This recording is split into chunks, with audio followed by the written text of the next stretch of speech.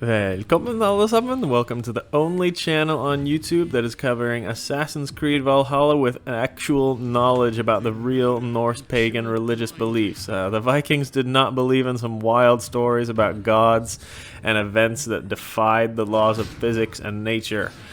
Every god, every place and character and event in the myths had a deep meaning and just represented a certain part of nature and the spirit. So today, in this video, I'm going to go into a little bit of that about the gods and the spiritual things that will be included in this new Assassin's Creed game. And because Assassin's Creed does really, a lot of the time, get into the religious beliefs, and I just want people to know what they are looking at before the game starts, so there is not more misconceptions about all of this.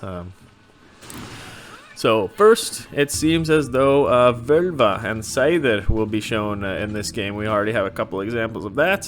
Most people would compare these women to shamans, but they're not quite the same.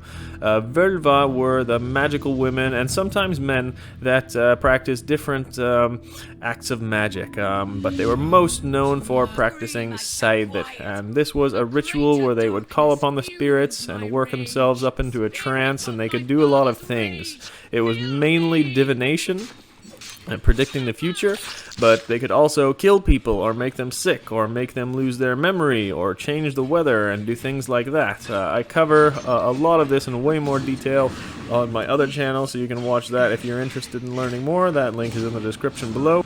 Next, Odin. We have already seen a couple quick glimpses of him in the game, and this was the chief god I'm sure we've all heard of, but Odin in the myths, he represented the spirit, and not just any spirit. He represented the soul, the thoughts, the mind, the inspiration, and poetry, and all other aspects of the spirit. It could mean your own personal spirit, but it could also mean a larger collective type of spirit, like the spirit of an army in battle, or the spirit of a tribe or a nation of people, or perhaps even something more divine. It's not quite clear, but this is the general picture of what Odin represents without going too much into it. Number 3, we have clearly seen Hugin and Munin here, which were Odin's two ravens. Directly translated, they just mean thought and memory in Old Norse. So you see the pattern here. These two ravens represent your own thoughts and your own memories. I also go into a lot of detail about these myths and how they show up in the ancient poems. Number 4 is the Jötnar, the frost giants that most of you have probably seen in the Marvel comic book movies. The Vikings did not believe in a race of frost giants that were always there on the outskirts of the world, troubling the gods. So directly translated, the Old Norse or Old Germanic word for giants just meant consuming or devour or gluttonous or greedy. So the giants, the Jötnar, were representing the devouring forces in nature, such things like fire, disease, or famine. Those are just a few, but there are dozens and dozens of giants, probably hundreds of giants actually, and they all represent something different, but they all come back to this idea of greedy or devouring forces in nature. Then, number 5.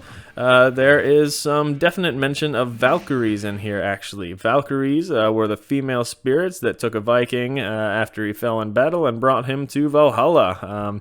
Now, exactly what the Valkyries mean, this is very debated, actually, among the experts, but originally they would take you to be reincarnated, which is what Valhalla originally meant in very old times. So I did a huge video about this with all the sources of the ancient poems. That link is also in the description below. Next is Ragnarök. There is some mentions of this in the game as well, and when the game was first announced a while back, the game was actually supposed to be called Assassin's Creed Ragnarök, but then they changed the name. But most of you know Ragnarök is the Norse version of the apocalypse. The Norse pagans did not believe in this. They did not have a linear view of existence like the Christians do. Everything was circular in the Norse beliefs, like many other pagan beliefs around the world. So we're not quite sure what Ragnarök represents exactly. Some people think it just means death. Some people think it means the seasons. People think it means winter coming. Some people think it means the ice ages. Either way, there is always, after Ragnarök, a beginning and a rebirth. The idea of an apocalypse in the Norse world only came around after it was Christianized later on in time. We did not have an end-of-the-world apocalypse view like this. So that's about it, guys. This just gives you a little beginner's insight into the Norse deities. I'm not the one coming up with all these theories myself, guys. There are literally hundreds of scholars and experts writing books on these things. They're just not getting the media attention they deserve, and the truth is being suppressed by the mainstream media, the same way it's been happening for 1,000 years already. That's why I make these videos. So if you want to learn more, you can check out my other channel, Norse Magic and Beliefs, but that's about it for now. Vi ses nästa gång.